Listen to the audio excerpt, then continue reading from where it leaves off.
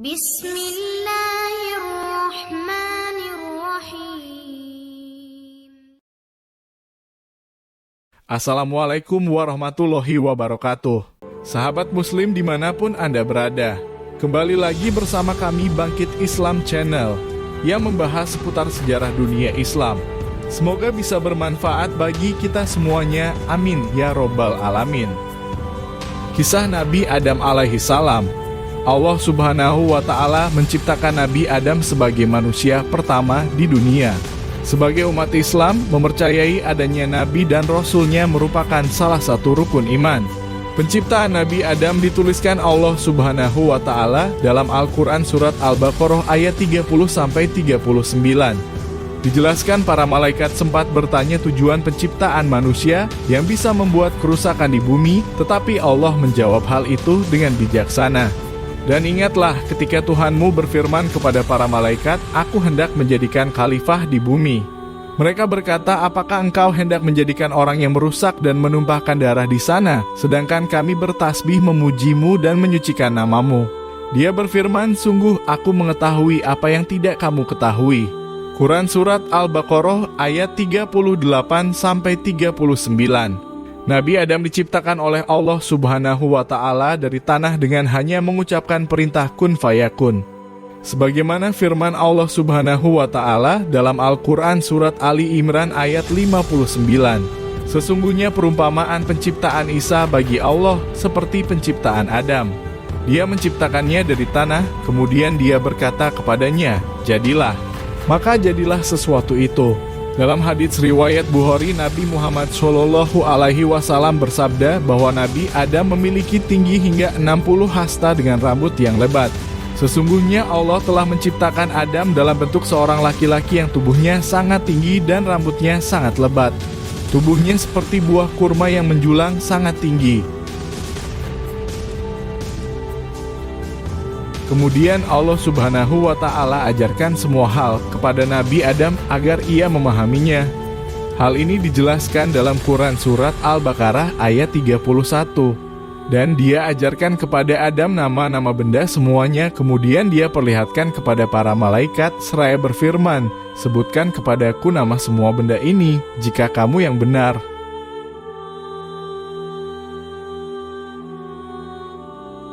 Setelahnya Allah subhanahu wa ta'ala ciptakan Siti Hawa dari tulang rusuk Nabi Adam sebagai pasangannya. Hal ini tertulis dalam Quran Surat An-Nisa ayat 1. "Wahai manusia, bertakwalah kepada Tuhanmu yang telah menciptakan kamu dari diri yang satu Adam. Dan Allah menciptakan pasangannya Hawa dari dirinya.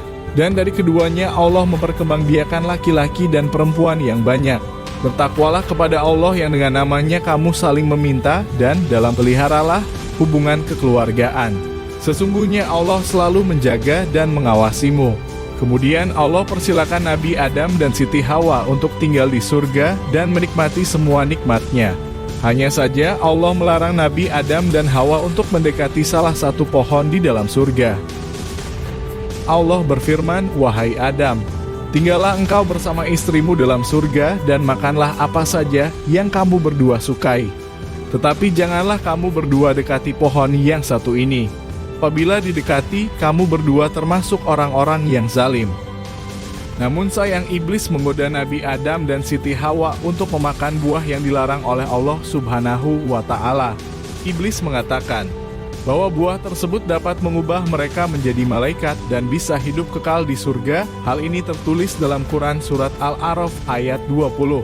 Kemudian setan membisikkan pikiran jahat kepada mereka agar menampakkan aurat mereka yang selama ini tertutup. Dan setan berkata, "Tuhanmu hanya melarang kamu berdua mendekati pohon ini agar kamu berdua tidak menjadi malaikat atau tidak menjadi orang yang kekal dalam surga." Akibatnya Nabi Adam dan Siti Hawa diusir dari surga. Mereka berdua pun diturunkan ke bumi dan dipisahkan seperti ditulis dalam Quran Surat Al-Baqarah ayat 36.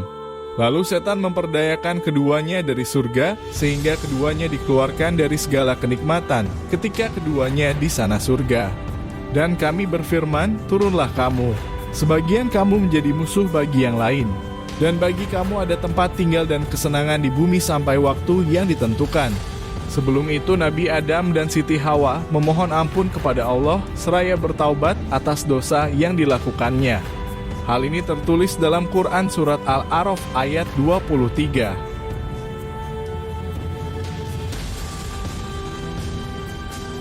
Keduanya berkata, "Ya Tuhan kami telah mensalimi diri kami sendiri. Jika Engkau tidak mengampuni kami dan memberi rahmat kepada kami, niscaya kami termasuk orang-orang yang rugi." Sebelum membisikkan godaan kepada Nabi Adam dan Siti Hawa, iblis diketahui tidak menyukai mereka. Bahkan ia bersikap sombong dan enggan mematuhi perintah Allah untuk bersujud di depan Nabi Adam. Dalam Quran Surat Al-Hijr ayat 30-31, Allah Subhanahu wa Ta'ala berfirman agar malaikat dan iblis sujud di hadapan Nabi Adam.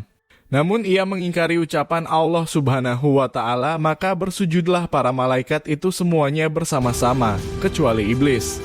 Ia enggan ikut bersama-sama para malaikat yang sujud itu. Iblis beralasan bahwa ia lebih mulia dibandingkan Nabi Adam. Sebab Nabi Adam hanya diciptakan dari sebuah tanah, sedangkan ia diciptakan Allah dari api. Allah pun mengusir iblis dari surganya sesuai dalam Quran Surat Al-A'raf ayat 18. Allah berfirman, "Keluarlah kamu dari sana surga dalam keadaan terhina dan terusir. Sesungguhnya barang siapa di antara mereka ada yang mengikutimu, pasti akan aku isi neraka jahanam dengan kamu semua."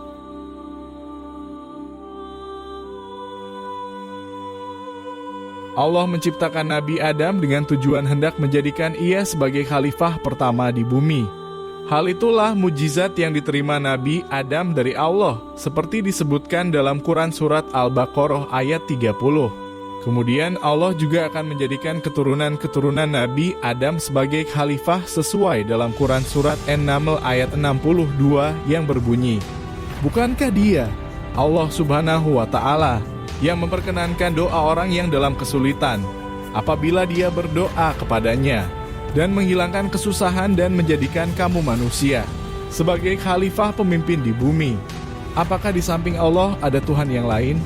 Sedikit sekali nikmat Allah yang kamu ingat." Usai diusir dari surga, Nabi Adam terpisah dengan Siti Hawa. Berdasarkan riwayat, Hasan Adam diturunkan di wilayah India, sedangkan Hawa di Jeddah. Iblis diturunkan di wilayah Dastimian di Basrah, sementara ular diturunkan di wilayah Isbahan.